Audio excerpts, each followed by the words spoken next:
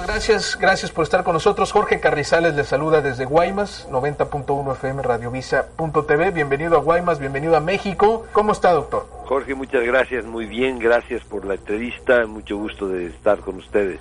Precisamente estamos acá, evidentemente no con tanto conocimiento como el quisiéramos y como el que tienen ustedes mismos aquí en su propio país, pero traemos con el profesor Klitgar una experiencia internacional en el combate y la prevención de la corrupción y obviamente con la mayor y mejor voluntad para colaborar en la organización del nuevo gobierno estatal y especialmente para ver cómo se puede atacar el problema de la corrupción, disminuirlo, prevenirlo a este cáncer del sistema político que puede estar haciendo metástasis y puede estar trayendo consecuencias muy graves para Sonora.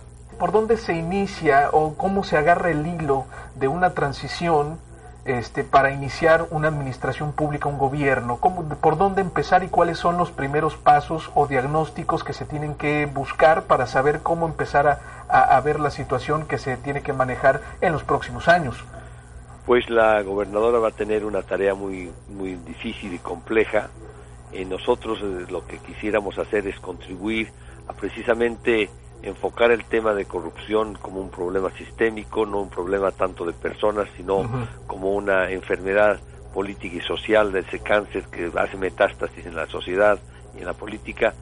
Y lo que nosotros recomendamos siempre es en estos momentos de transición, que son momentos de oportunidad para un nuevo comienzo, es hacer un diagnóstico cuidadoso de la situación de riesgo por la que pasa el gobierno estatal y en el caso municipal también, y poder llevar adelante un plan de trabajo, una estrategia que se ha probado, se ha ensayado en otros países, en otras ciudades, en otros momentos, y que han tenido éxito y que nosotros estamos trayendo esas experiencias para colaborar y para conversar con los miembros de la administración, de la nueva administración, y ver qué de esas experiencias podían ser adaptadas a la situación aquí en México.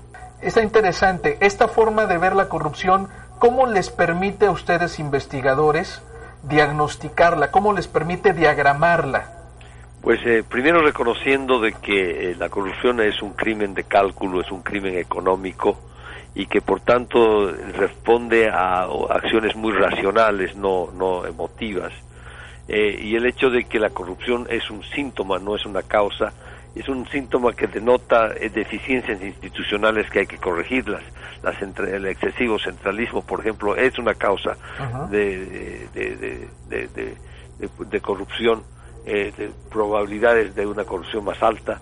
Y entonces nosotros aplicamos algunos marcos conceptuales de la propia disciplina económica para diagnosticar la corrupción y para encontrarle remedios. Mi colega, el profesor Robert Klitgar, que está con nosotros acá en Hermosillo, ha desarrollado una ecuación donde la corrupción existe cuando hay monopolio en la toma de decisiones, una excesiva discrecionalidad y una falta de rendición de cuentas.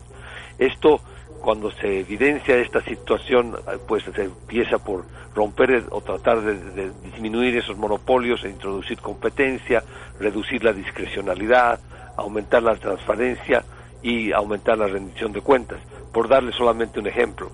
Es una forma también de evidenciar si un gobierno realmente realiza prácticas democráticas y de apertura. Así es. Indudablemente los monopolios no solamente son dañinos en el sector económico, sino son dañinos también en el sector político y de política pública y de gobierno, porque le dan un poder extraordinariamente alto y mucha discrecionalidad a individuos que pueden explotar esas condiciones en su favor para beneficio particular.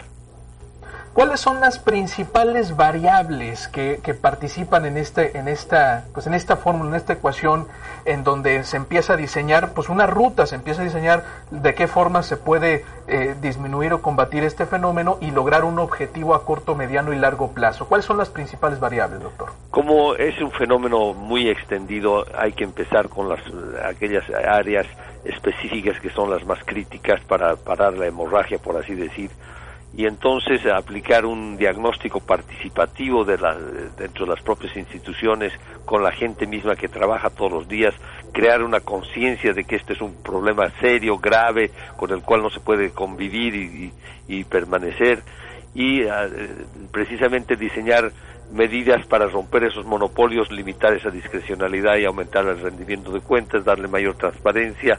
Y esto es un proceso que lo hemos practicado, lo tenemos 12 ciudades en Europa donde estamos aplicando estos procesos, en Europa del Este y Europa del Sur, y con muy buenos resultados. Pero es un proceso, como toda operación, delicada, meticulosa, consistente, y donde se necesita una gran voluntad política para llevar adelante esto, y creo que en este momento Sonora tiene la oportunidad, con una nueva autoridad, con antecedentes de honestidad y probidad, de iniciar ese proceso. ¿Qué país es vanguardia en esto, doctor? ¿Qué país es modelo a seguir? Bueno, los países nórdicos son los más limpios en esto, ¿no? Es notable, como Dinamarca, Noruega, prácticamente no existe corrupción. En los países de Europa occidental y Norteamérica, Estados Unidos y demás, existen grados de corrupción, pero aislados, no sistémicos. Y claro, todo depende de que precisamente su sistema político sea suficientemente abierto y competitivo, la separación de los poderes sea claro, el sistema judicial sea vigoroso. Son condiciones de la democracia moderna que cuando se cumplen, pues la corrupción colapsa.